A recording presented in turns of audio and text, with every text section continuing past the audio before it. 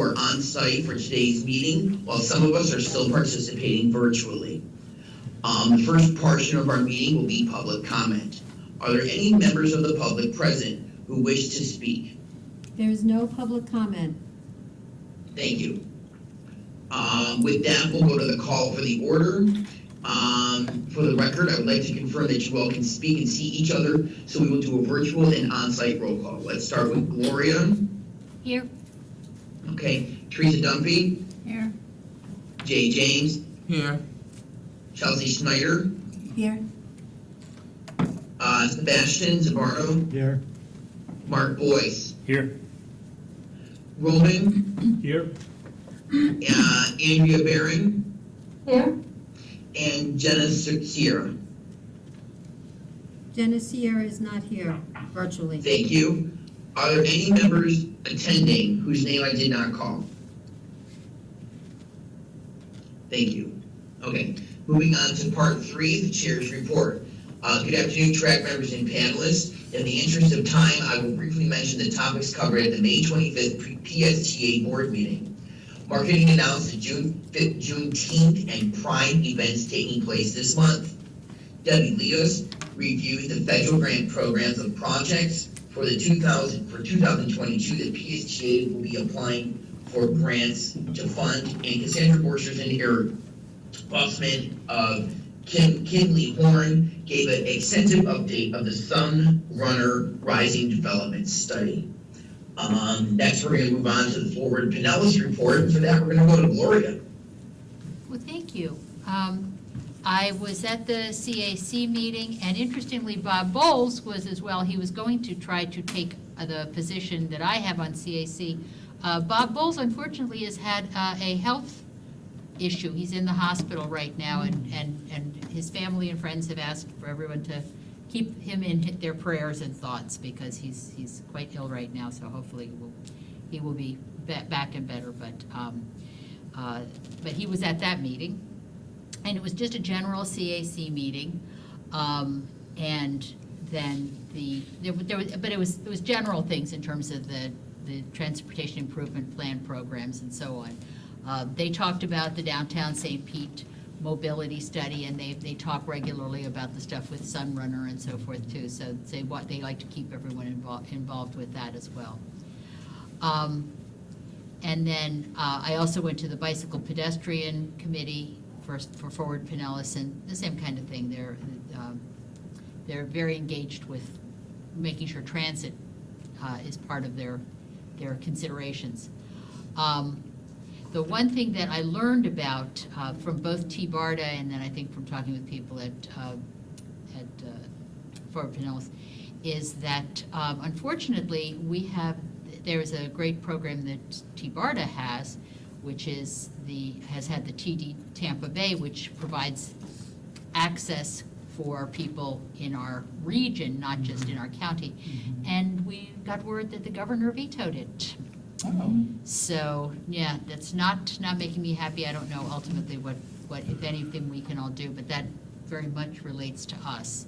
And so I would love to have to figure out at some point if there's anything we can do about that. So that's pretty much my notes from CAC. So.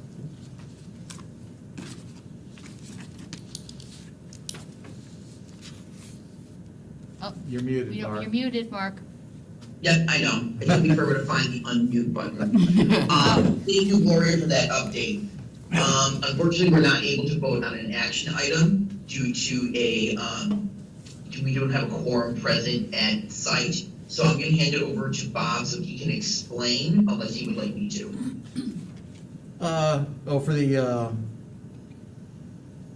For the vice chair. It's this pretty simple, actually. We lost our vice chair end of last week. So I want everybody to think about it until next meeting, and then come back and we'll take nominations. And what we've been doing in the past is we have chosen a chair and vice chair by consensus. So we'll do the same thing with the vice chair. But I didn't want to spring it on everybody and have someone jump in now and then regret it, have buyer's remorse later. So think about it this month, come back, and we'll take nominations next month. We don't have Thank to you, vote on it. and, am I still correct to assume that we cannot vote on anything unless there is a quorum present in the auditorium? Right. Yes. Okay, so we'll move over, the rest of 5A and 5B since we're not at this time able to vote on any of the items. And with that, we'll be moving on to our information item for the day, a shelter shelter deployment plan. And I think we have members of staff who are gonna be speaking with us. Yes, they're setting up the PowerPoint right now, Mark. Awesome.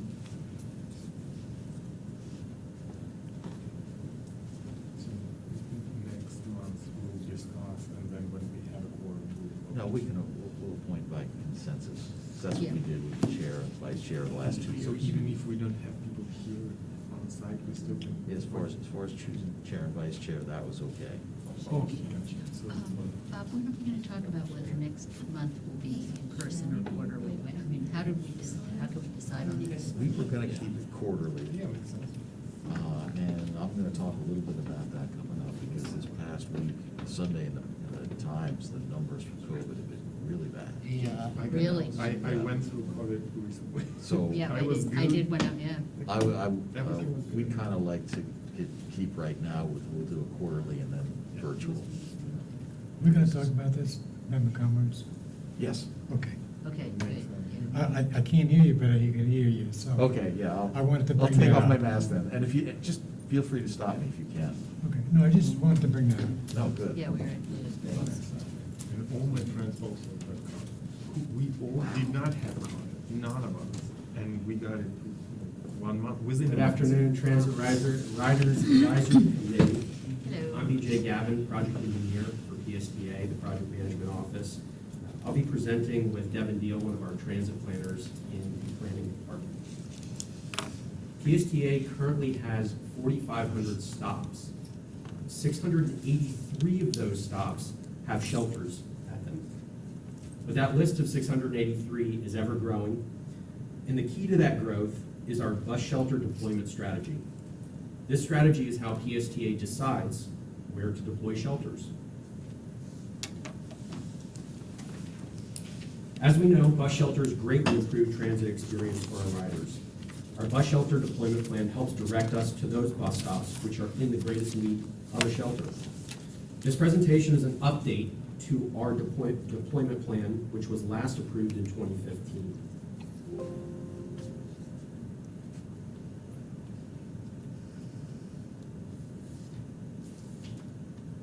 So there are 3 ways that shelters are deployed, or the decision to deploy shelters is made, rather. The first is a PSTA determined. So that's a high ridership stop with no shelter currently. We're also looking at the boarding and lighting safety at that area, as well as the cost feasibility. The second way is the replacement of a dilapidated shelter. It could be damaged, it could be weathered over time, and we're also looking at high ridership locations for that as well. So that's less a determination from PSTA, that just kind of happens. We'll do an assessment, we'll see if it needs replacement, or we'll have a car crash that might take out a shelter, and so we'll need to replace that shelter. The third is working with municipalities on local revitalization plans. So a municipality might come to us and say, we're looking at this area for enhancement, and what can you do? So the first 2 are the ones that this program really hits. We're talking about when PSTA funds are used for shelter deployment. When we pair with a municipality or the county, oftentimes there's a shared cost there. So what we'll be talking about, and what Devin will be updating you on, is how we move forward with areas where PSTA has chosen to put out a shelter. I have a quick question. Yes. Yeah, my question is, you talked about the municipalities and PSTA having that. do riders ever play a role? Because I know I've actually called in about where I've seen people sitting in the grass and they put a bench in, but now the bench is gone. And there are some shelters that appear to be never used, and then there are others where I really wish there was one on that side of the road. Sure, yeah, great question. Yeah, we do take those into account, and that will typically spur us to look at that location. And so we'll do a full assessment, and so typically that will go through our amenities committee as a request. And that houses, the amenities committee, I think there are 8 different departments that sit on that. And so we've got public outreach is there, we've got planning, we've got project management, we've got maintenance. So we get everybody together so that we can have that conversation on what do we all know about this location? Do we have a route close by that would naturally serve this? So that's the first thing that happens. But it is an assessment of what's the ridership there. So we look at how many people are there a day, what's the average. Then we'll look at if there are any safety concerns from a bus standpoint, bus operations standpoint. So we'll have our safety, security, and training team look. Then we'll assess it from an ADA, warning and lighting standpoint, and then we will look at the cost feasibility. So that is certainly a good way to get us to look at it, and then it'll go in the hopper and we'll investigate. Thank you. Yeah. Can I ask if, for a short time, I lived just south of East Bay on Starkey. And I don't know who's in charge of Starkey, but it's really bad. And maybe there is no way to fix it. I was trying to think how you could fix it. The road, you can't expand it, it's just kind of stuck there. So I don't know, does anybody ever think, I moved, does anybody ever think of Starkey south of East Bay? You know, unfortunately, we too are at the mercy of a lot of these roadways. Okay. When we get the ability to make comment, we do. So if there's a plan in place from either FDOT or the county, we will be consulted, and when those come around, we do make comments, and especially as it pertains to bus safety. Sometimes it's difficult. We just live in a Yeah. highly dense, It's highly bad. populated county. Yeah. So, but we do take that into account, and we're always fighting to get bus infrastructure, and there has really been a shift over time, and you're seeing it with certain cities that they are no longer prioritizing the car. So they're acknowledging that the car is important, but they're saying we also need to look at pedestrians, we also need to look at transit, and they're trying to balance that out. And so every opportunity we get, we assert ourselves into those conversations. Thanks. Yeah. So I'll hand it over to Devin. Thank you. So there's your. Hello, everybody. My name is Devin Deal, and I'm the transit planner here with PSTA. So, as BJ mentioned, we created our shelter deployment plan in 2015. And in theory, our highest ridership stops would generally be low income, higher than average disabilities, minority populations, and limited English-speaking households. But there's no way for us to account for that in our shelter or mini deployment strategy. So, we created this equity index using national equity best practices and standards from several other transit organizations and agencies. And we use those studies to select equity variables to rank census blocks in Pinellas County by equity concern. So what this does is help us fill the equity gap in our organizational decision making. And what I mean by that is we have hard numbers to determine when a stop would get a bench for amenities. So it needs 10 ons for PSTA to pay for a bench. We need 25 ons to pay for a shelter. But we have no hard numbers or uniform method to account for equity in our decision making process. And this helps us weigh our decisions through an equity lens and tailor our services and amenities where they're needed most. So the 4 equity variables that we selected were median household income, minority population, disabled population, and limited English households. And then we assigned an equity score to each census block in the county. The map on the right side of the presentation that you can see is that equity index. The darker the color, the higher the equity concern. And in addition to that map, we have an interactive web application that we can share with the committee.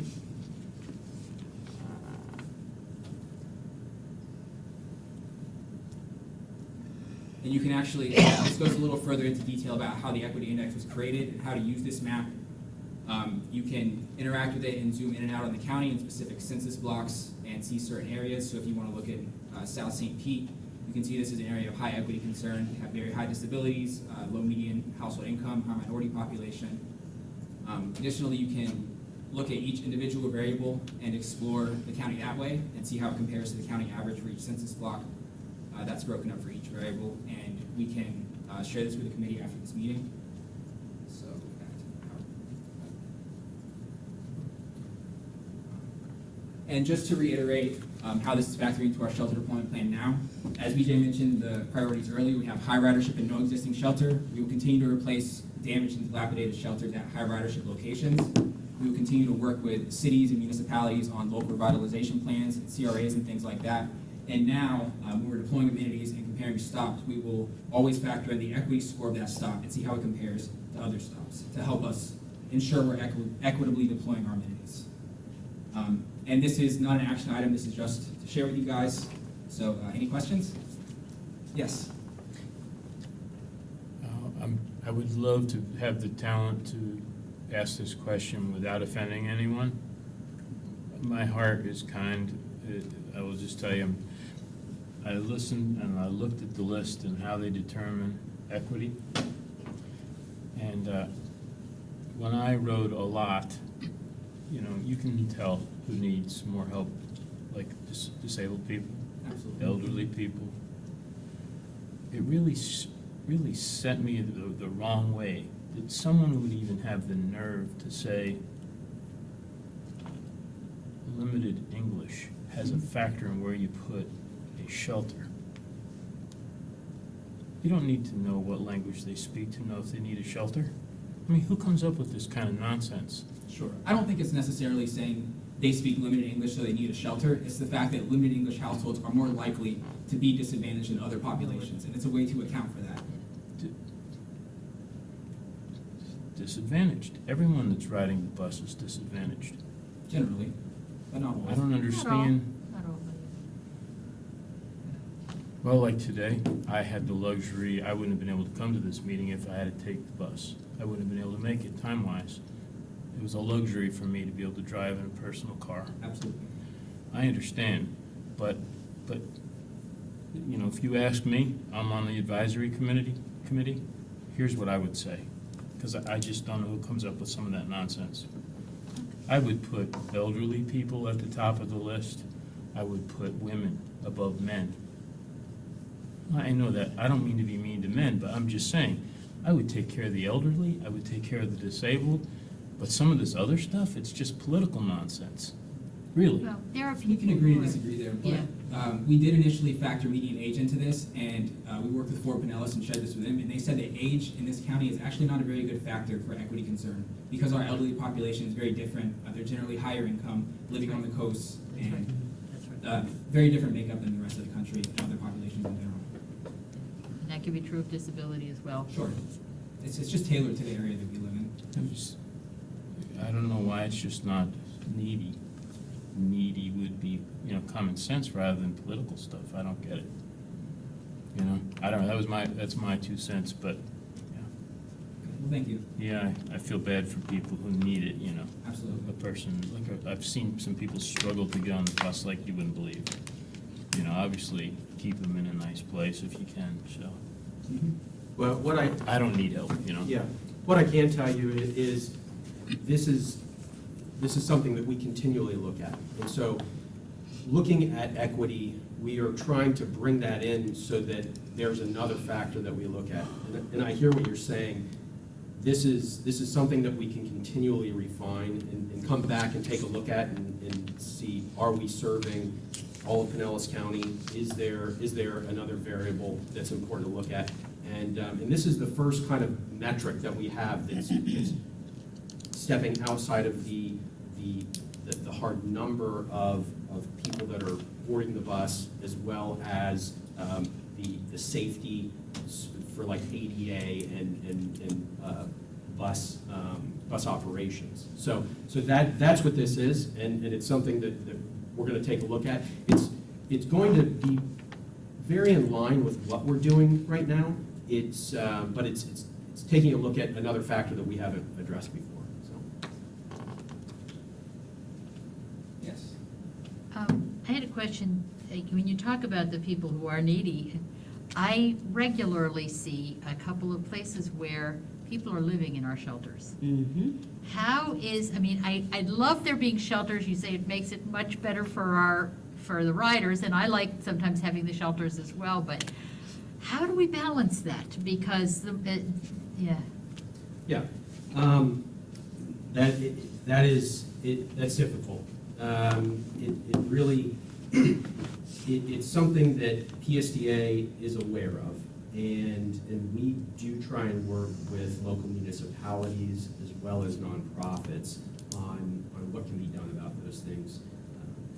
The bus shelter deployment plan is going to improve that, and one of the reasons is, in the past, you go back 20 years, I mean, you all see shelters out there that are very old. These are at the end of life, and some of those shelters don't have the ridership that today would warrant us deploying a shelter out there. And what you get when you have an area that's not heavily trafficked, but has a very convenient, comfortable place to exist, sometimes you can get that. That's a good point. I have a solution, okay? I happen to live on the beach. And we have a very busy intersection on the corner of Walsingham, Oakhurst, Homerton Road, so Walsingham. And I was going to bring that up anyway. In my opinion, those two stops need bus shelters. Given that, what you have done is, the proper thing is you put a bar in the middle of the bench, right? That prevents a guy from sleeping on the bench. Right now, what we've got is 2 bus benches. And for some reason, the police department don't do anything about it, but about 9 o'clock at night, there's somebody sleeping on the bench, just an open bench. So, in my opinion, those 2 particular spots need a bus shelter, as long as they've got that bar in the middle, which would prevent them from lying down. In that shopping center, in that public shopping center, there is a bus shelter, which is really not used anymore, because at one time, there were 3 buses that went into that public shopping center. The only bus that's left is the 61. The 61 stops early. That bus shelter is now empty, and is inviting for somebody to lay down and make a home out of it. So, I was just turned down by the amenities division for another bus stop in front of a senior complex because I was told that the bus bench belonged to the JCs, and they no longer had a contract with us. So I informed the people that they couldn't have it. But I was going to ask you about investigating this particular area I'm talking about. Walgreens shopping center is on one side with CVS, and you got a public shopping center on this side. If there's any traffic to be had, that's the place. But it has to be the bus bench with the bar in the middle. Sure. Yeah. I can I respond. personally do not want anti-homeless architecture in our bus stops. I'm sorry. One, it's sizes. Not everyone can fit in those. When you put the bars there, you limit it to whatever standard size seats you're putting in for folk. And as someone who's on the larger side, there's many of these shelters, these benches that I cannot sit in. And I'm not even the largest person that goes on the bus. So that's one. And two, I just want us to have more compassion for folk who are houseless. There's a housing crisis right now. Like at the end of my lease, I have no idea what I'm going to do personally. My rent is going to go up $400 to $500. So for us to make things anti-homeless, anti-houseless, to me is more antagonizing towards folk who need more assistance. The homeless and houselessness issue is not necessarily PSTA's wheelhouse. However, the county and the municipalities are not doing enough. They keep trying to bat it down the aisle. Believe me, I fought for getting affordable housing funding. But to make our shelters a place where folk cannot just exist, even though it may make some of us uncomfortable, is, to me, mean-spirited. And I would prefer us to not do that. Well, let me just say, I appreciate all this input. I applaud all of your engagement. So these points are heard. Our amenities committee is the most effective way to register these questions, these requests. And so if you could put that through the amenities committee. I sit on the amenities committee. There's no weight of me bringing something versus you bringing something. So if you could let Put my Bob know. email. Is it amenity? Is it just amenities at PSTA.net? Yes. I think Yes. that's it. I What's think it it's called? Amenities at But I'm not sure that's an PSTA.net, just like it was. internal- Okay, because I contacted you You on know, I that. sent it to me too, Yeah, copy I was me just on gonna it. say All right, something. I was gonna say, we Okay. can register Yeah. them from the meeting too. Yeah, I just wanted to give you that Hey, location. I appreciate it, and I do appreciate the comments as well from you. Yes. Just wanted to be on record as saying I support everything that Jay said.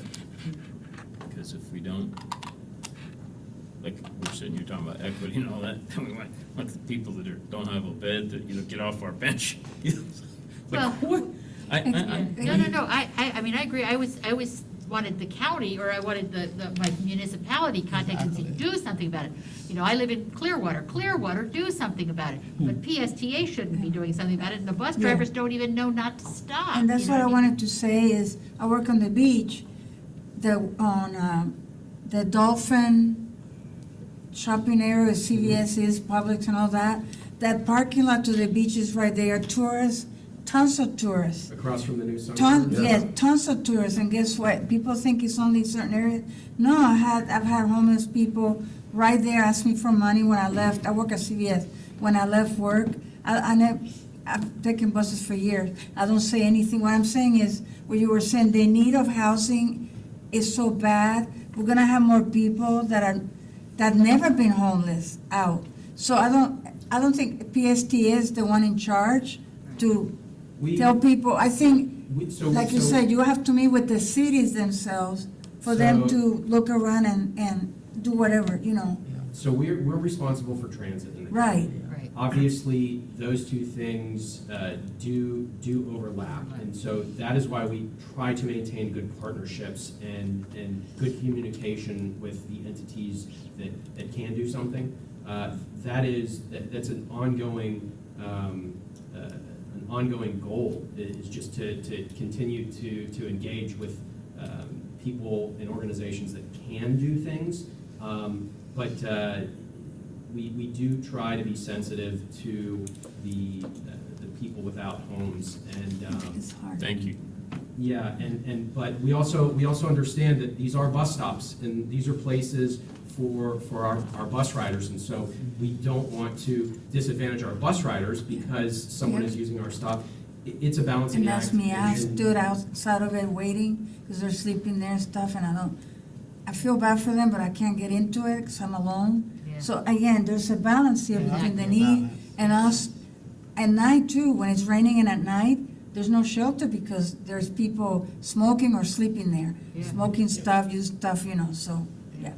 That's fair. Yeah, and what I can say is, if you do see those things, pass it along to the amenities committee. We look at every one of those items on a monthly basis, and we have a collective conversation amongst all the departments just about why is this happening, what's the ridership, what for that stop, is this something that can be removed? Do we need to keep the shelter or the bench, or what can we do to help? So I appreciate all the comments, and if you've got specific locations, you can either share them through Bob or I don't want to say amenities at psta.net is the address, because we have internal emails that are distribution lists, and so I'm not exactly sure if that'll go through, but Bob can definitely pass that along to me, or pass that along to our committee. I'll send it to you. Sure, you got it. I have a question. Yes. I don't know if you want to cover this, but what is the specific design criteria we're looking for the stops? The design criteria for the Like, what I stops. mean is, I like design, I want to speak for architecture, so I'm not an architect, though, so don't come here for help building your home. But I like design, and I like the design of new stops. However, I've been to many of these newer stops where they're not actually providing the shade that the older stops provided. There's that. Then also, they're not providing the rain protection. Shelter. Because they literally are grates on two sides, and then sometimes you have the Lexan glass on one side. So oftentimes, it's not providing any rain shelter. Then sometimes, many of the times, they're not even, they're actually smaller in some cases, so it's not even providing sun shelter. So it's like, it's literally just a bench with a fancy little shelter sometimes that's not really providing much shade. Yeah, so that's I'm concerned about that. right. That's one of the difficult things about our shelters that face, if they face south, if they have the opening facing south, there is very little that can be done to protect from that southern sun that comes over.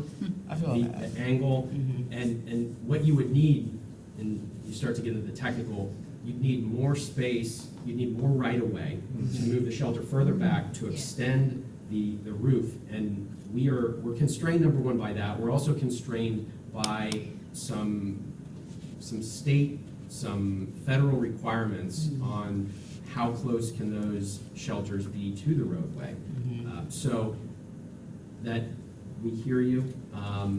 There are a lot of factors, and it starts with federal ADA, then it goes to state.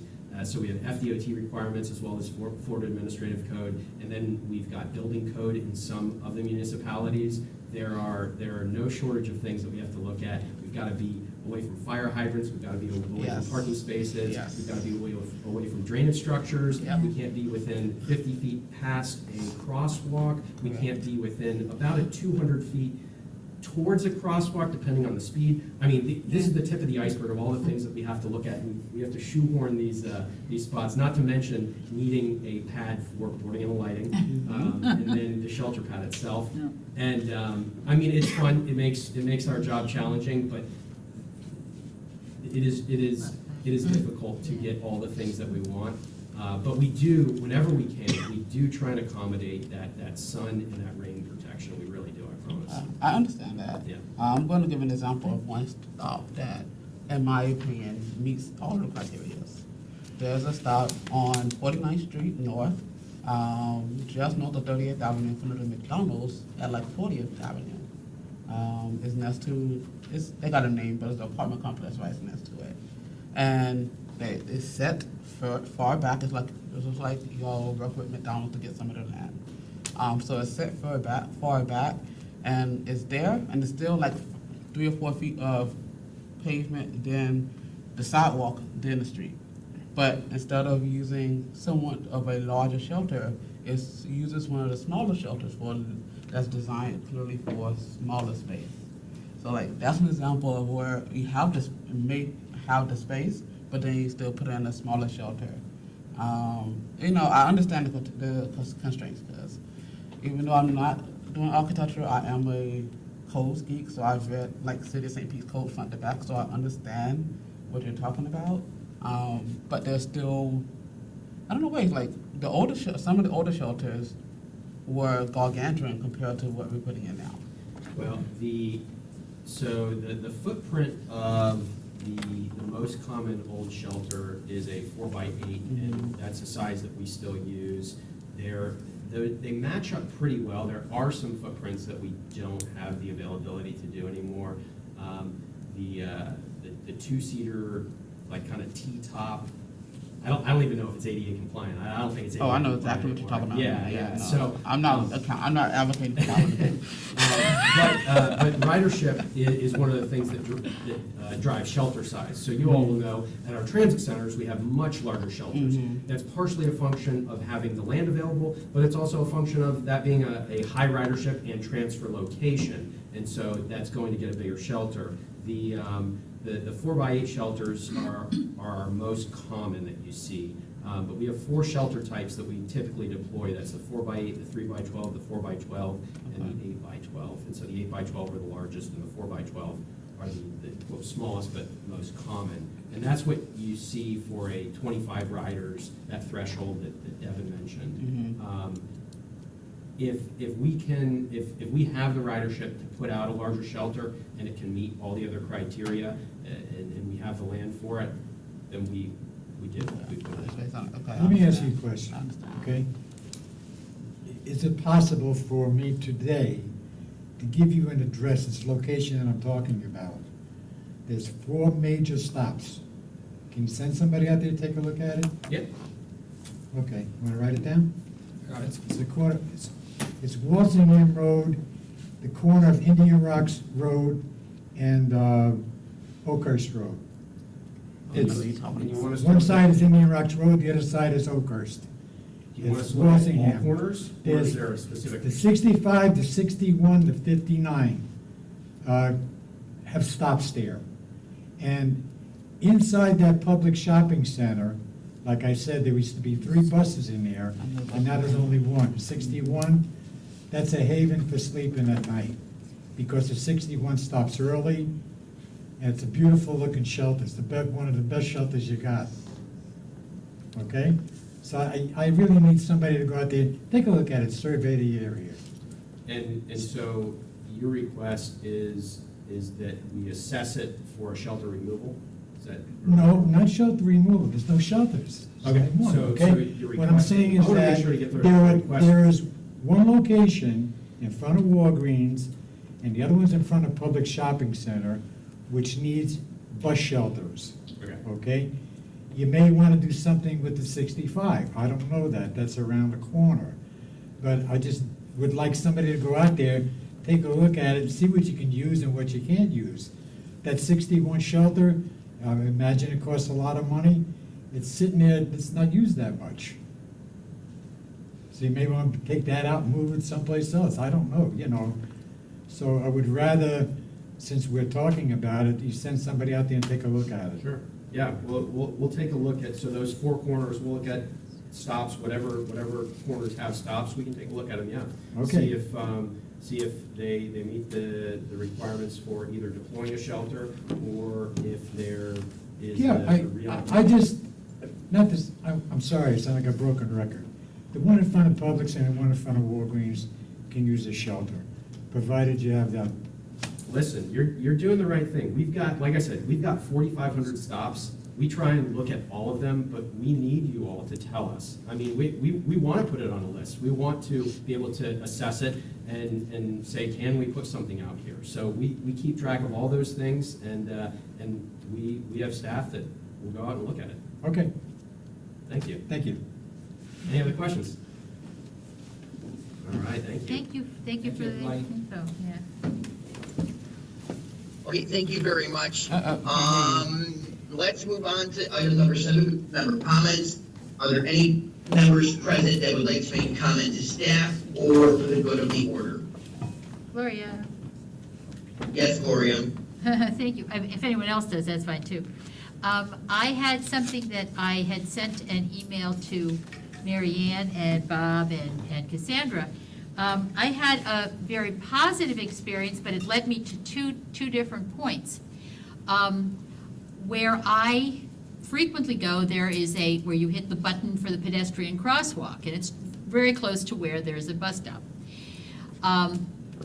And what had happened was the way, they don't think about the pedestrians and the wheelchair people when they put the pedestrian crosswalk lights there, they just sort of check that box. Yeah. And there had been some erosion, and it wasn't concrete all the way to the pole. And so my wheelchair wheel would go off the edge, sometimes get stuck, and then if I'm at maximum velocity to get pulled back from it, I would very easily be at risk of like backing into Countryside Boulevard. Oh. And so somebody at Forward Pinellas had mentioned the whole See It, Click It, Fix It program. Mhm. And I know St. Pete is very actively involved in it. I think Pinellas Park or Largo maybe as well. Clearwater apparently is not officially part of See It, Click It, Fix It, but they have their own version of that. I discovered that because I said, well, let me send this in to See It, Click It, Fix It. And the county answered me right away, said, this is in Clearwater's jurisdiction, here's who you contact in Clearwater, and they forwarded it, plus I communicated. in less than a month, in the matter of about 2.5 to 3 weeks, they had dug it out, put it in the concrete form, so they poured a new slab, and it's all fixed. That's great. And so I'm actually going to nominate that for a TRAC Star Award. It's a little thing, but it was great. And I also then requested that maybe we could have a presentation by the people that do See It, Click It, Fix It. Because we are out on the sidewalks all the time, and we see those things. We see where the pedestrian lights aren't, where the buttons aren't right, or, and so this may be a chance, they don't realize what a good resource we may be either. Yeah, I feel that. Yeah. Very nice. Yeah, so it was a good story to tell. On the app, when you, transit app, when you go in after you're on the bus, it'll ask you how many, is it crowded, well, it doesn't ask, right, it says, is it crowded, not crowded, or not at all, Right. whatever, and then it'll, lately it's been asking, is this stop wheelchair Accessible, I accessible? noticed that today. And that's the first I've seen that. It's been Oh, I this haven't last seen couple- that, yeah. Yeah, just this last week is the only time that I've noticed it, because I don't, usually I'll set it just so I know when to leave the house, but Yeah, usually I just get yeah. on the bus, but Yeah. when you book your, schedule your thing, that's when it comes in It and lets asks you know. those Yeah. questions. Yeah. And I just noticed that they're asking which stops at it, whenever I go on that, is it accessible for wheelchairs? That's excellent. Good. Quick- 'Cause- yeah, go ahead. Quick question, so do you use that experience that right now Teresa is I did it today sharing when I that drove. there's an app that? So that's the first I've heard of that on Transit app. Wow. And we obviously, we have a relationship with Yes, Transit darn. app. That's something that we could probably ask Yeah. for the data from them. There's probably not much data yet, but that would be something pretty that we could ask them. Yeah, Because it's if you can add a question which actually suits your needs, does this stop need change? Or like grade this stop from 1 to 5, and if you have 0, like you have 50 people who say it's 1, Yeah. well, that might be something that you want to prioritize. Yeah. Yep. Yeah. Yeah, that sits in Heather's department, and I can see her typing out. I know that we'll take a look at that and see if Transit app can help us with that data, or when that data will be available to help us make some decisions. Cool, thank you. Yeah, I know they ask how many people are on the bus, but I didn't. Yeah, That's that's- an And they ask interesting how many are concept to wearing say how many masks. people are at your bus stop. And how many are wearing a mask? too? Yeah. And how bad it is. And then this, they And it just says added on this. time, it doesn't say what's on time, more or less, Yeah, yeah. it's- which makes sense, because nothing is perfect, Yeah. it says more or less. Yeah. Yeah. This is very fascinating. Technology, I don't know. Slow problem. I'm glad you brought it up because I just assumed that Yeah, they would well- let people, that PSTA knew that. I didn't even realize that y'all would know that. It's beautiful because that's exactly why they have the TRAC committee. It's so neat that, that there is this good back and forth conversation. So that's cool. I just figured it went into a computer somehow, that somebody's getting the information someplace. Yeah. But it is very new, I've just noticed it, maybe last week. Yeah, it's like in the last week or so. They're always trying to add new features. They take actually a lot of feedback from their clients. So we can Good. make suggestions. Good. Yeah. Okay, do we have any other member comments? All right, any other old business that needs to be discussed? I don't believe so. I've got some Okay. other business, if that's all right. Okay, well, that would be back to member comments. Oh, no, I thought it was under other business. Other businesses. It doesn't really matter. Okay. Yes. Who's falling on their sword? Yeah, it's housekeeping stuff. Do you have anything else, Mark, or can we move on to that? Well, I mean, the only thing I will say is, as the chairperson, it is really difficult to chair when I'm up here and all the rest of you were there. Yeah. I can't see, I can't hear, and it's very hard for me to control what's going on. Like, the whole conversation kind of went AWOL, and I just felt like I was very absent, so it may be something we have to look into. Well, yeah, that's our learning curve, because this is the first time we've done a hybrid meeting like this. Yeah, I just felt very absent. And that's a good transition for where we're going, because we had talked about having one in-person meeting a quarter. So the next month or two would be under that decision we made in the past, virtual. Now, given what the newspaper said Sunday about the COVID levels, we're up around 20% positivity, and we've got some new strains that are not responding well to prior infections or vaccines. Next month will be virtual. We'll see where we go from there. And piggybacking on that, we send out notices to all of the TRAC members to find out who is going to be joining us, who's going to be meeting in person, who's going to be coming. If somebody out there is not getting those, let us know, because we need to know. And if you get them, please respond. Because I've seen Marianne copies me on this, and I get lots of them, and we're just not getting the responses we need. So that's important. Also, now that we are charging fares again, we are going to start enforcing the TRAC bylaws, whereas if you have an unexcused absence, you're not going to be qualified for a month's free pass.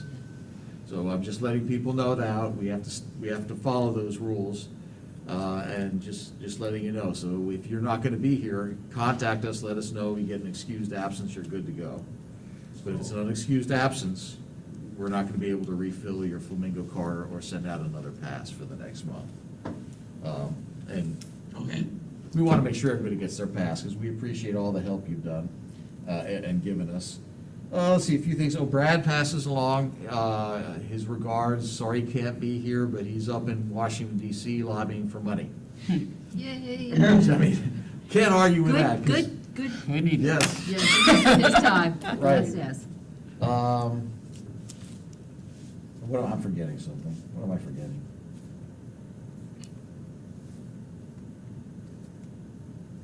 No, I guess that's about it. Yeah, I just wanted to cover those two things, and just wanted to remind people to be safe. I think the most important was that next month we're gonna stick to virtual and see where this pandemic's going. As other people here said, a lot of people they know have gotten COVID. I just had an employee today let me know they were exposed, so it's still kind of scary out there. Yeah.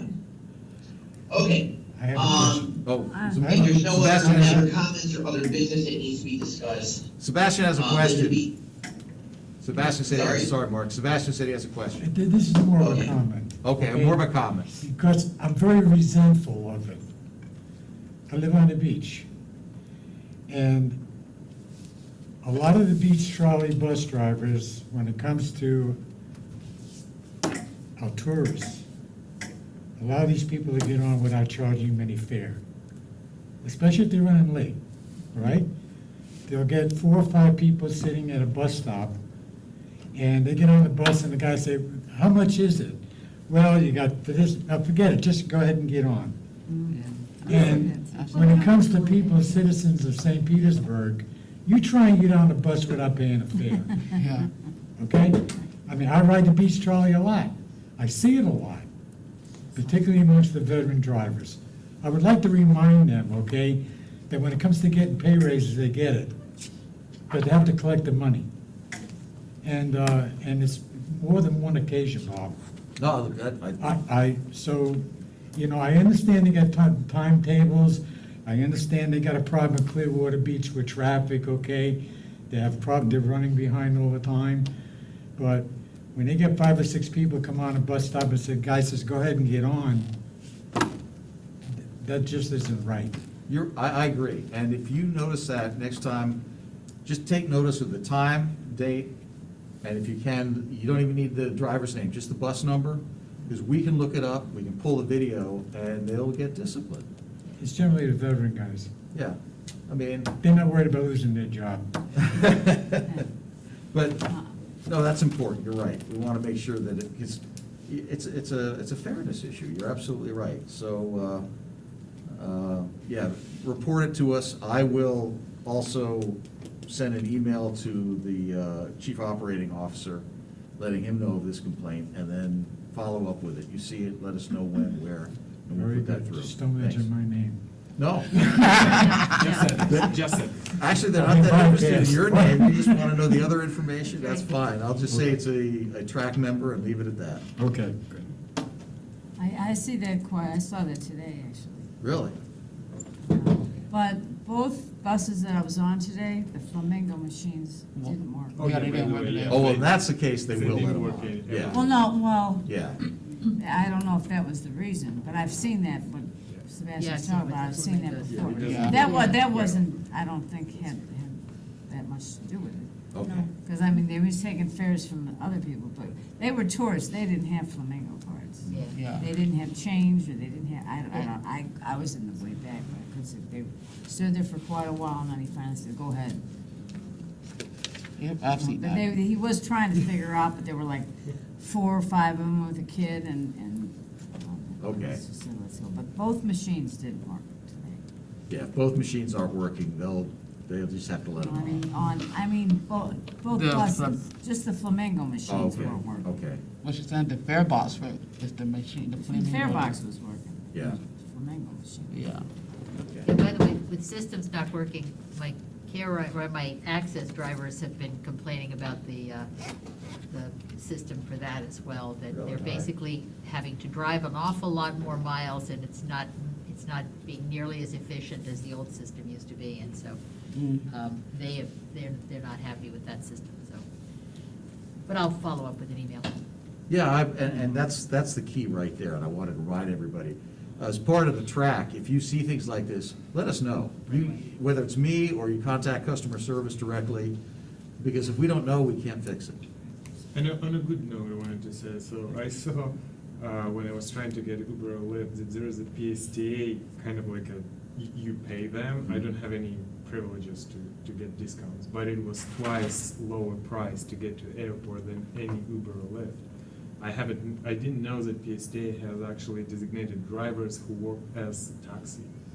That was really weird. It's on the Uber app. It is The- too, On the yeah. Uber app. I think Yeah. that's the direct connect. Direct right? Connect, Direct Yeah. Connect program, and so if you, trying to remember how you sign, if you get a coupon code, if you email Bob back too, he can send it out to everybody, but you somehow get a coupon code, and you get a $5, well, if you have a TV pass, I think you get an $8 discount on Uber, Lyft, Taxi, United Taxi, and then there's a larger discount for wheelchair transportation. But the problem with the wheelchair transportation is it's so expensive. Oh, it's massively expensive.